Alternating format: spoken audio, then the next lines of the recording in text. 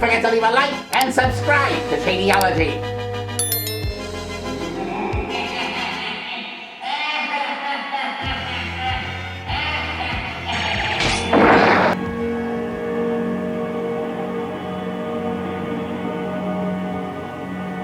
It's so amazing. Where did they get this boat? They were living like paupers, paycheck to paycheck. Nobody explained anything? They went to the boat depot, where boats are us. Picked one up for dirt cheap. Amazing. Amazing as she gazes into her lover's eyes. They're not together at all, everyone. Oh, I like places like this. Vast, unforgiving, elemental. You didn't like it too much? It's funny, I can understand to a certain degree Teela being built a little bit. She's a warrior at least. But what excuse do they have for Evelyn, who's nothing but a wizard? She's a magician. She doesn't fight hand-to-hand combat. There's absolutely no excuse for her being built at all. You didn't like it too much the last time we were here. But at least she's still feminine. I liked the Crystal Sea. It was the company I didn't care for. You were always going on and on about He-Man. You used to go on and on about Skeletor. Yeah, well, that's understandable. It's about me. I can't get enough about hearing about me. That goes without saying. Fool I was. My devotion to Skeletor blinded me to the obvious. That I could have been a master of the universe. You know exactly what you were getting into, Evelyn, when we started our arrangement. Don't pretend now. I was born to rule. But instead of fulfilling my destiny, I spent a lifetime helping him fulfill his. Well, he's... Enter feminist agenda here. You know, she hated my guts from day one. She always told me, I hate you, Skeletor. This was not a love relationship. She was a minion, no more than anyone else. She would have stabbed me in the back at any turn. I'd like to see the real Skeletor all wrapped up like that. She wasn't loyal to me at all. So for her to say she stood by and was a loyal subject is a lie. You know, Kevin Smith. I guess you don't know what the difference is between the truth and a lie. Well, he's dead now, so move on. Like you? You haven't moved on, you've just run away. Save your lecture. I found peace. Yes, I can tell you found peace. I'll know you found peace when you found another piece of your hair.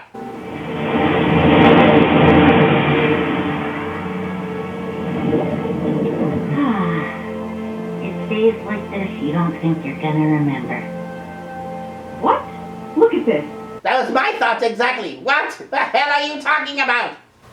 I'll remember today. Why wouldn't I?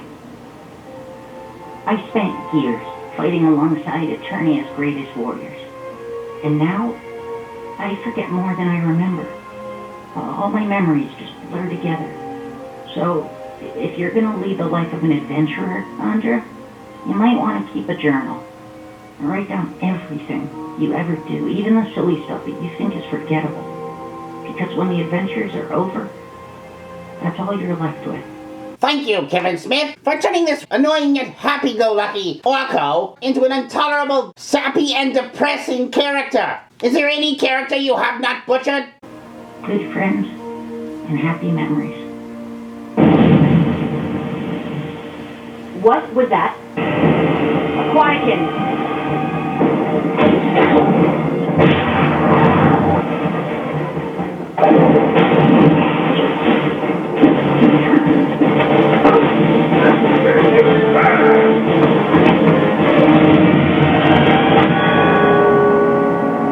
Enter Fish Face.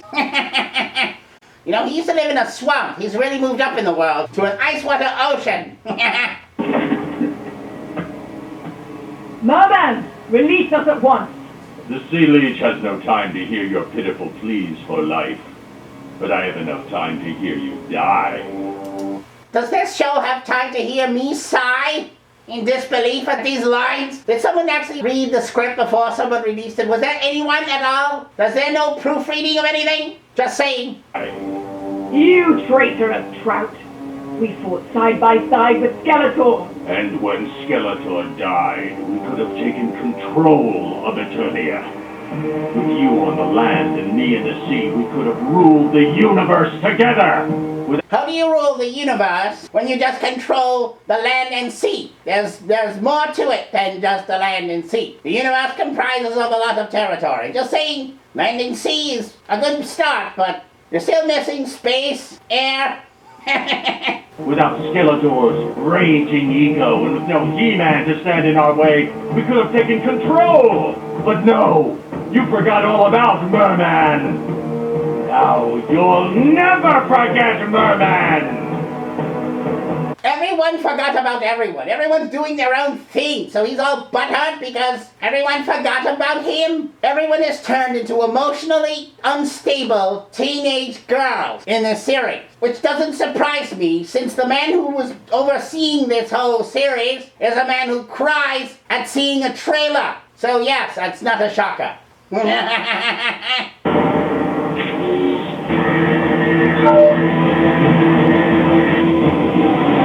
I repeat, Ex Machina Man Bun at Arms is on his way.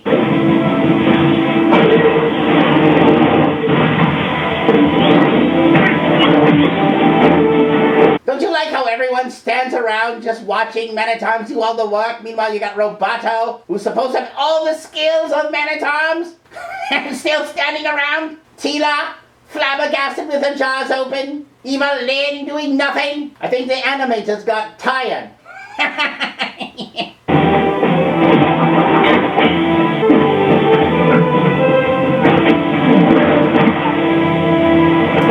Get over here! I always wanted to say that.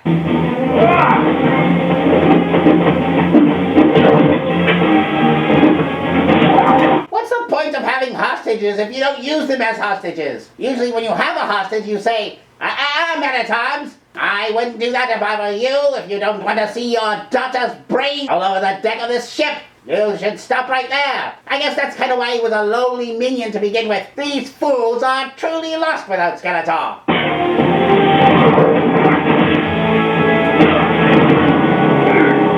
Shall I delay this, milady? No. His command of the sea can still help us. His command of the sea can help you? His command of the sea should also sink your ship.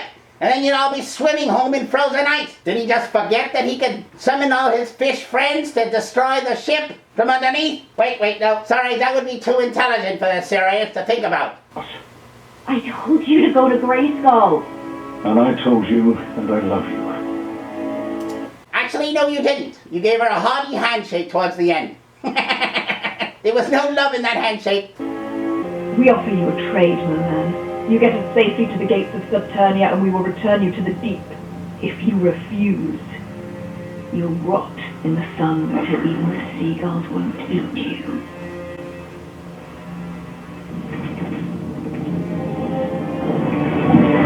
Seems like one of the fishmen farted.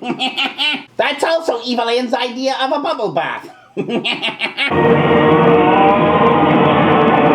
If he could do that, why didn't he do that from the beginning? You know, sink the ship, like I said?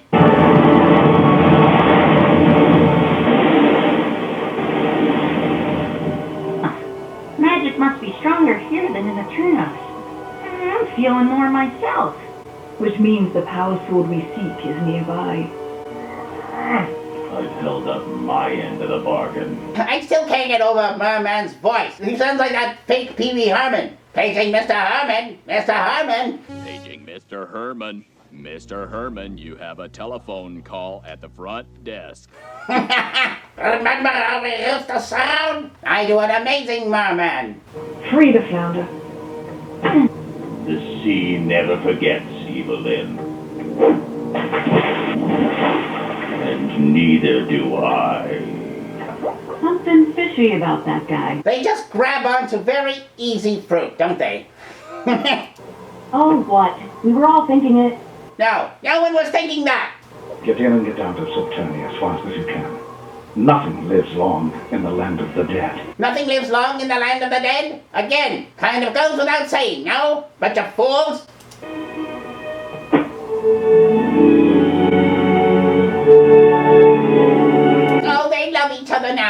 wonderful. All he had to do was save your life ex machina again, which he must have done 1,000 times in the past. But she forgets very fast.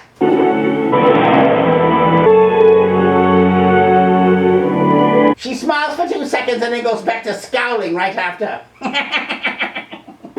Ladies and gentlemen, the gate to Saturnia.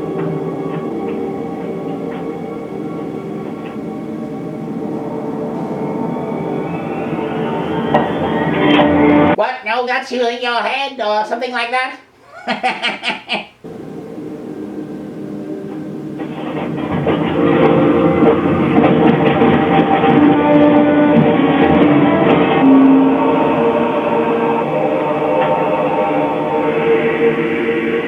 I have to go, but I'll understand if you choose not to join me. What choice do they have? They came all that way. Now that they don't have a boat to go home, you're like, you have a choice not to come now. Ridiculous. It's okay, Teela. I'm not afraid. Then you really are a fool.